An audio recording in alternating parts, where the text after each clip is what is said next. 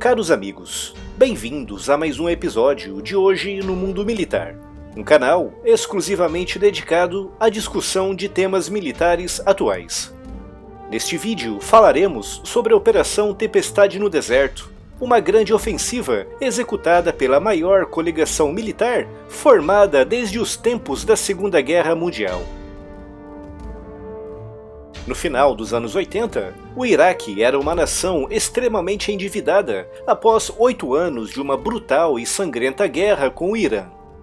Essa guerra, que não tinha resultado em ganhos significativos para o Iraque, tinha sido financiada graças a empréstimos assumidos por Saddam Hussein com outros países árabes da região, principalmente do Kuwait e da Arábia Saudita, que viam no Irã e no seu regime islâmico extremista uma possível fonte de desestabilização para a região. Mas em 1988 a guerra acabou, nenhum dos países venceu e os credores do Iraque começaram a cobrar os seus empréstimos.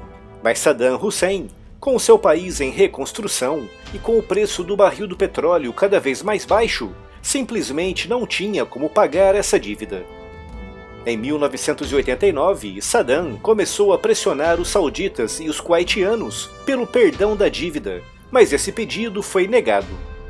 Nesse meio tempo, o Kuwait, que também precisava de recursos financeiros, começou a aumentar a sua produção de petróleo, ultrapassando muito a sua cota. E como resultado disso, o preço do barril caiu de 18 para os 10 dólares em poucos meses, entre 1989 e 1990, piorando ainda mais a situação do Iraque, que tinha, na venda do petróleo, a sua principal fonte de renda. Em junho de 1990, Saddam, sendo cada vez mais cobrado pelos seus credores e sem recursos para reconstruir o seu país devastado pela guerra, começou a acusar o Kuwait de violar as cotas de produção estipuladas pela OPEP, a Organização dos Países Exportadores de Petróleo. Saddam chegou mesmo a ameaçar com um ataque militar direto, caso a produção de petróleo daquele país não fosse reduzida. No dia 15 de julho de 1990, Saddam, num discurso para a Liga Árabe, denunciou o Kuwait por estar utilizando os campos petrolíferos de Rumaila, na fronteira iraquiana, e acusou também a Arábia Saudita de estar cobrando uma dívida que ele considerava ilegal, argumentando que aquele dinheiro tinha sido utilizado para lutar contra os iranianos, que eram vistos como inimigos na região.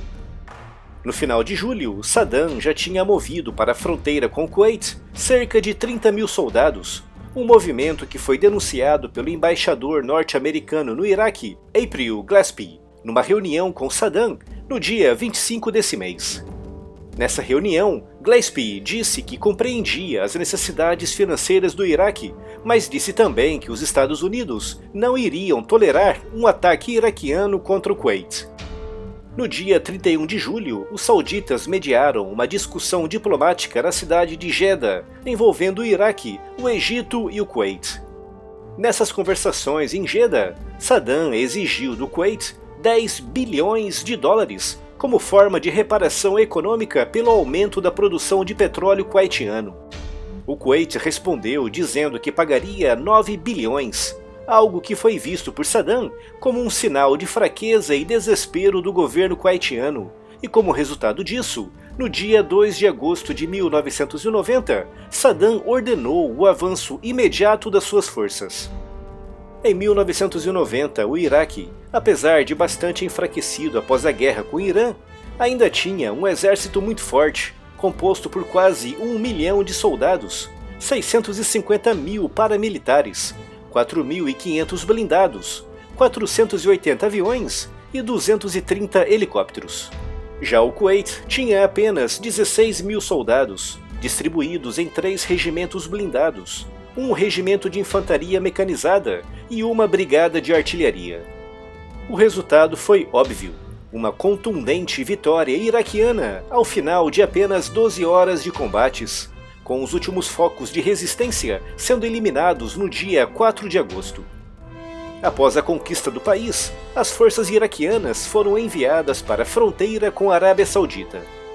A resposta internacional foi rápida, exigindo a imediata retirada das forças iraquianas do país, com a ONU votando diversas resoluções obrigando as forças de Saddam a se retirarem, mas foram todas ignoradas. No dia 6 de agosto, apenas 4 dias após a invasão, foi aprovada a Resolução 661, impondo sanções econômicas contra o Iraque, seguida pela Resolução 665, que autorizou um amplo bloqueio naval. Foi então que Saddam, com as suas tropas firmemente entrincheiradas na fronteira saudita, começou a propor uma série de possíveis soluções para a situação, mas todas elas envolvendo outras questões árabes importantes, como por exemplo a ocupação israelense de territórios na Palestina, na Síria e no Líbano. O objetivo de Saddam era transformar a invasão do Kuwait numa questão árabe de âmbito global, ligando-a a questões bem complexas e que não tinham absolutamente nada a ver com a questão original. Com isso, Saddam planejava atrasar as discussões, ganhando tempo para assimilar os poços petrolíferos do Kuwait e preparar as suas defesas para um eventual ataque estrangeiro. Mas o presidente George H.W. Bush rapidamente topou o plano iraquiano e conseguiu impedi-lo de atrelar a invasão do Kuwait com outras questões delicadas no Oriente Médio. No final de agosto de 1990, o Iraque propôs sair do país, desde que ganhasse acesso irrestrito aos poços de Rumaila, que também pertenciam aos kuwaitianos, e que ganhasse também acesso às ilhas de Bubiyan e Warbah, no Golfo Pérsico. Essa proposta foi considerada absurda, já que daria a Saddam o controle de mais de 50% das reservas de petróleo do Kuwait, e por isso foi recusada. Nesse mesmo mês, começaram a chegar na Arábia Saudita as primeiras tropas americanas com o objetivo de proteger a fronteira do país de um eventual ataque iraquiano no âmbito da Operação Escudo do Deserto. Saddam tinha cerca de 120 mil soldados posicionados na fronteira saudita e ameaçava tomar os ricos poços petrolíferos daquele país. Se Saddam conquistasse nem que fossem apenas os poços sauditas mais próximos da sua fronteira, graças aos poços kuwaitianos que já controlava, passaria a controlar quase 60% da produção mundial de petróleo, algo visto como inadmissível pelos árabes e pelos ocidentais. O resto do ano de 1990 seria preenchido por negociações entre os Estados Unidos e os seus aliados no resto do mundo, para a criação de uma grande coalizão militar com o objetivo de expulsar Saddam do Kuwait. Grande parte do dinheiro necessário para cobrir as despesas dessa coalizão veio dos sauditas e dos próprios kuwaitianos, que juntos contribuíram com quase 30 bilhões de dólares. Outros países como a Alemanha e o Japão contribuíram com mais de 10 bilhões de dólares, com muitas outras nações enviando soldados, equipamentos e suprimentos. No total, os Estados Unidos conseguiram criar uma coalizão formada por 34 países, ao mesmo tempo em que garantiram o financiamento total da guerra com parceiros na Europa, na Ásia e no próprio Oriente Médio. Dos mais de 950 mil soldados que foram agrupados em bases na Arábia Saudita, 73% eram soldados norte-americanos. Em dezembro de 1990, estava tudo pronto para o ataque, com a coalizão sob o comando do general Norman Schwarzkopf.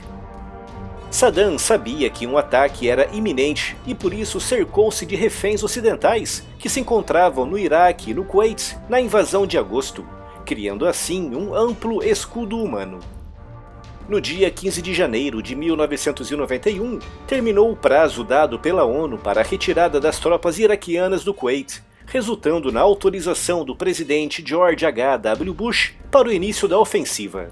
Ofensiva essa que começou logo no dia seguinte com um amplo bombardeio aéreo sobre bases militares e centros iraquianos de comando no Iraque e no Kuwait, dando assim início à fase da guerra que ficaria conhecida como Operação Tempestade no Deserto.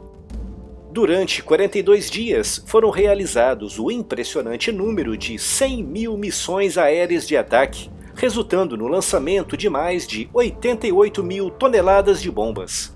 Esse foi, e ainda é, o mais intenso e concentrado bombardeio aéreo de toda a história militar. Esse ataque aéreo foi dividido em 3 fases, com a primeira dedicada à destruição da Força Aérea Iraquiana e das suas defesas antiaéreas. A segunda teve por objetivo atacar e destruir os centros de comando e de comunicação, e a terceira e última fase, a maior de todas, tinha por objetivo atacar e destruir alvos militares no solo, como lançadores de mísseis, blindados e bases militares. Grande parte desses ataques aéreos partiram de bases na Arábia Saudita, mas também de 6 porta-aviões norte-americanos que estavam operando ao largo do Golfo Pérsico. Nessa fase inicial, o Iraque respondeu com o lançamento de mísseis Scud contra alvos na Arábia Saudita e principalmente contra Israel, um país que, curiosamente, não tinha qualquer ligação ativa com a coalizão. O objetivo de Saddam era trazer os israelenses para a guerra, algo que não seria tolerado pelos aliados árabes dos Estados Unidos. Se Israel atacasse um país árabe, mesmo que fosse o Iraque, poderia criar uma divisão no seio da coalizão, resultando no seu enfraquecimento. Mas apesar dos ataques iraquianos, os israelenses não contra-atacaram, permanecendo na defensiva graças às defesas antiaéreas instaladas pelos Estados Unidos, sob a forma de baterias de mísseis Patriot. Apesar dos temores, Saddam não se atreveu a atacar os sauditas e os israelenses com armas químicas. No dia 29 de janeiro, em plena fase de ataques aéreos da coalizão, Saddam atacou a Arábia Saudita por terra, conquistando a cidade de Kaviji, perto da fronteira. Essa força de invasão foi imediatamente contra-atacada por soldados norte-americanos, sauditas e catares, que graças a um impressionante poder de fogo aéreo, foram capazes de libertar a cidade logo no dia seguinte. No dia 24 de fevereiro, chegou ao fim a ofensiva aérea e teve início a ofensiva terrestre, com a entrada no Kuwait das primeiras forças, constituídas por 2 divisões de fuzileiros navais e um batalhão leve de infantaria motorizada. Essa força foi seguida por muitas outras unidades, que avançaram rapidamente em direção à capital, encontrando pelo caminho apenas uma fraca resistência iraquiana. Normalmente, os iraquianos limitavam-se a disparar alguns tiros, rendendo-se ao fim de poucos minutos de combate. No dia seguinte, os iraquianos contra-atacaram a partir de posições próximas à fronteira com o Iraque, mas apesar dos combates duros, foram obrigados a recuar ao fim de algumas horas. Por uma questão simbólica, foram as forças kuwaitianas que libertaram a capital do seu país. No dia 27 de fevereiro, 4 dias após o início da ofensiva terrestre, Saddam ordenou que todas as tropas iraquianas deveriam abandonar o Kuwait. Com os Estados Unidos operando blindados M1 Abrams e os britânicos operando blindados Challenger 1, os blindados iraquianos, na sua maioria do tipo T-72 soviéticos, não eram páreo e eram facilmente destruídos à distância, resultando em pesadas baixas para as forças de Saddam. Em meio ao caos que se instalou nas forças iraquianas que tentavam fugir, cerca de 2.500 veículos foram encurralados na rodovia 80, que liga o Kuwait ao Iraque.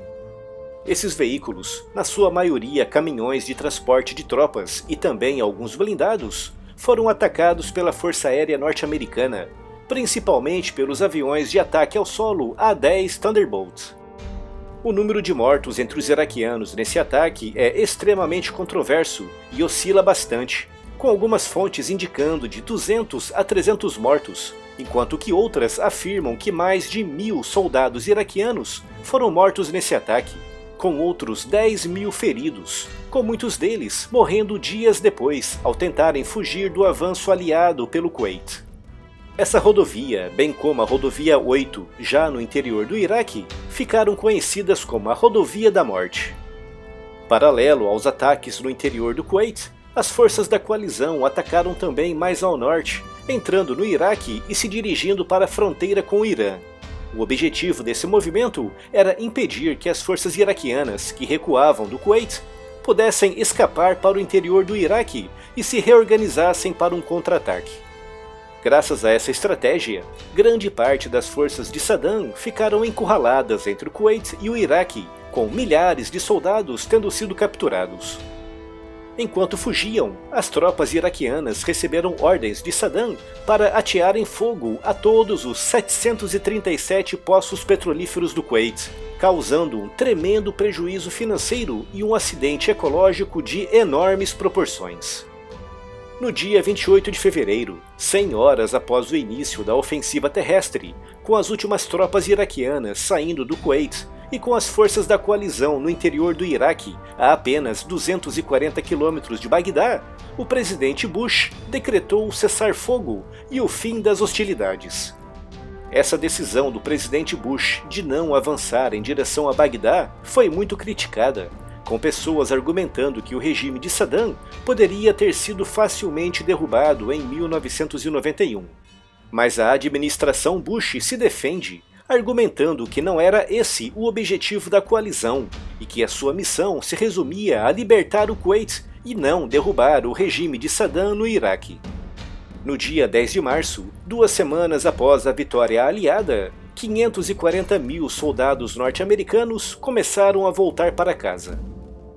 Surgiram muitas controvérsias com essa guerra, muitas delas ligadas à própria saúde dos soldados aliados que a combateram, com muitos casos de má formação fetal de filhos de veteranos que combateram na região, bem como casos de câncer provocados possivelmente pelo urânio empobrecido utilizado nas munições. O urânio empobrecido, apesar de emitir 40% menos radiação do que o urânio encontrado na natureza, pode causar danos ao organismo em casos de exposição excessiva. O caso da Rodovia da Morte também é controverso, com algumas pessoas argumentando que os soldados iraquianos foram atacados enquanto se retiravam da zona de combate, com as forças aliadas se defendendo, argumentando que eram soldados no campo de batalha. Algumas fontes também alegam que durante a fase de bombardeio aéreo, muitas infraestruturas civis foram atacadas, causando um dano muito maior para a população civil do que propriamente para os militares iraquianos. Muitas pessoas também criticam os norte-americanos por terem abandonado os curdos no norte do Iraque, que se rebelaram contra o governo de Saddam logo no início das operações aliadas no Kuwait. Com a saída da coalizão do Iraque, os curdos foram abandonados à própria sorte, com milhões fugindo para a Turquia ou para o Irã, com os restantes sendo perseguidos e massacrados por Saddam nos meses e anos seguintes como sinal de vingança. Foi a primeira guerra que contou com uma cobertura praticamente ao vivo dos principais acontecimentos, graças ao envolvimento de grandes redes de notícias como a CNN, com equipes de filmagem acompanhando os militares no terreno e as operações de ataque, tanto no Kuwait como no Iraque. Foi também nessa guerra onde se estrearam as chamadas bombas inteligentes, guiadas por laser ou por GPS. Bombas bem mais precisas que diminuíram drasticamente o número de artefatos necessários para a destruição de um alvo. De acordo com estimativas, o número de mortos entre os soldados iraquianos oscila entre os 20 e os 26 mil, com cerca de 75 mil feridos. Do lado da coalizão, o número de mortos oscila entre os 350 e os 700, com o número de feridos situando-se entre os 800 e os 1000. Entre os civis, é muito difícil estipular o número de baixas iraquianas, com o governo de Saddam avançando com o número de 2.300 civis mortos e cerca de 6.000 feridos, com o número de mortos entre os civis da coalizão, inclusive kuwaitianos, sauditas e israelenses, alcançando cerca de 1.000. Os poços petrolíferos do Kuwait que foram incendiados só voltaram à normalidade no final de 1991 e ao custo de mais de 2 bilhões de dólares. Assim como a maioria das guerras, essa deixou também muitas perguntas por responder. Uma agressão provocada pela ganância e que resultou na destruição e na morte de dezenas de milhares de vidas.